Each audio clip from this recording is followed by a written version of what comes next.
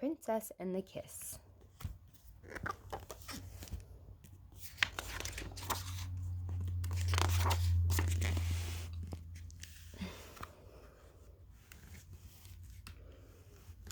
Long ago, in a wonderful castle on a mountain of splendor, a beautiful princess was born.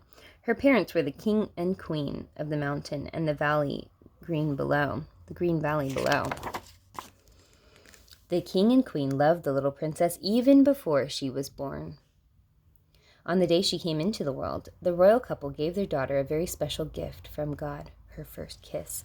While the princess was growing up, the king and queen kept this precious gift safe in their care.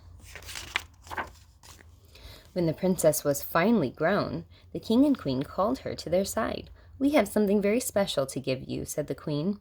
Up, up, up, the royal family went to a secret room in the tower of the castle. On an elegant table in the center of the room was the same gift given to the princess long ago, the kiss.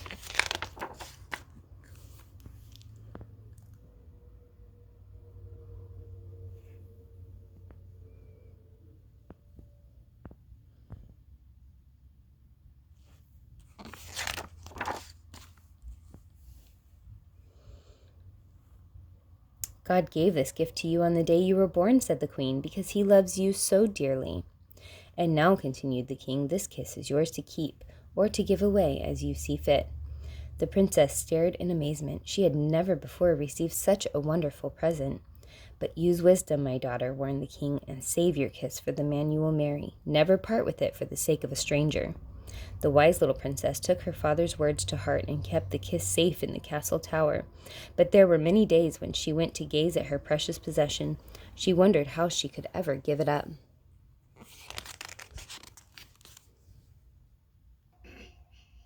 Finally, there came a day when suitors began to appear, asking for the princess's hand in marriage. The first man who came to court her was Prince Peacock. "See the great muscles I have, princess," he said. "I will always be able to save you from danger. I can run faster and jump higher than any other prince in the world."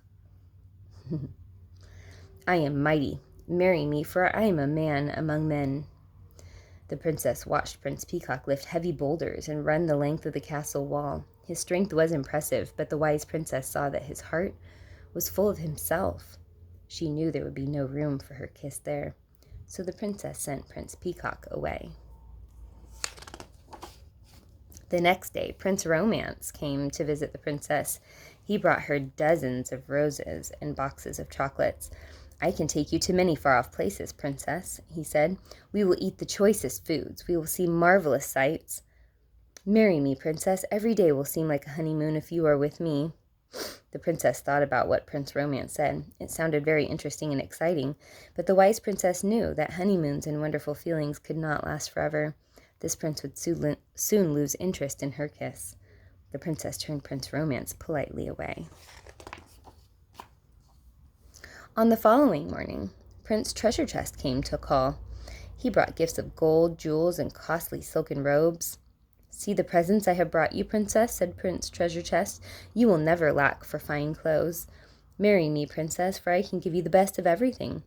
Indeed, when the princess saw the beautiful things the prince had brought for her, she did not doubt that he would buy her anything her heart desired. But with all these riches, she thought, he does not need my kiss.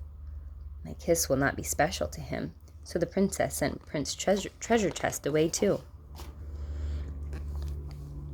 Many men came one by one to ask for the princess's hand in marriage. One by one she turned them all away. None seemed worthy of her kiss. She began to doubt that she would ever find a husband. One night she spoke with her mother, the queen, about her fears.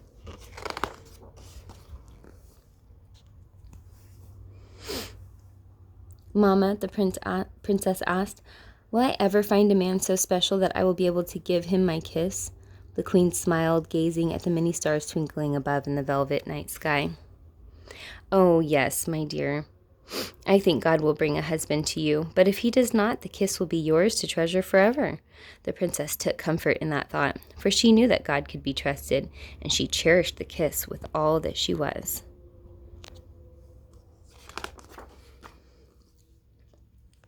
The next day, A common man came to the castle. He asked to see the princess. The man was dressed in farmer's clothes and did not look like the suitors who had lately come to call.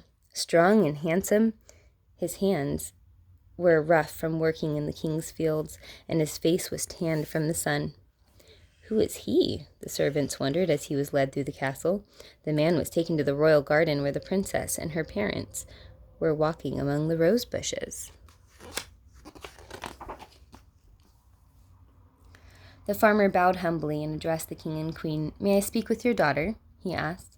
The princess's mother and father were surprised. Who was this man? He seemed common, yet kindness was in his manner. Nodding slowly, the king and queen moved aside and stood close by. The man looked into the princess's eyes.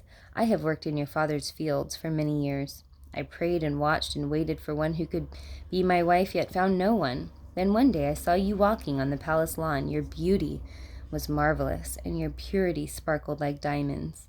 The princess blushed, and her heart began to beat wildly. "I have little to offer you, princess," the man said softly. "I have no gold. I have no means to travel the earth. I am not as strong as many." The farmer stopped, and the princess was afraid he would not continue. Then he whispered, "But I do have one very special gift I can give you."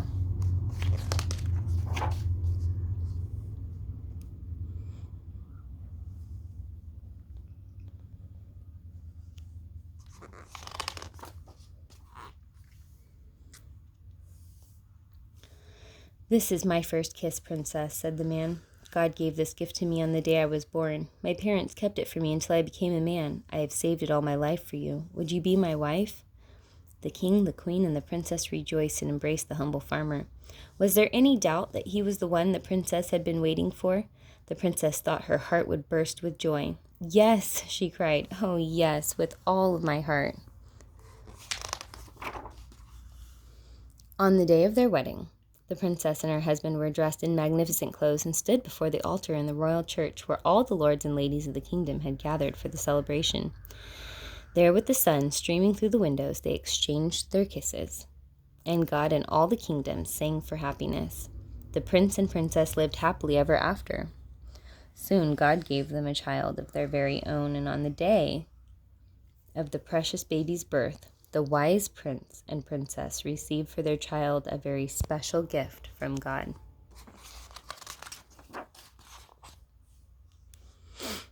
Love comes from a pure heart and a good conscience and a sincere faith. 1 Timothy 1:5.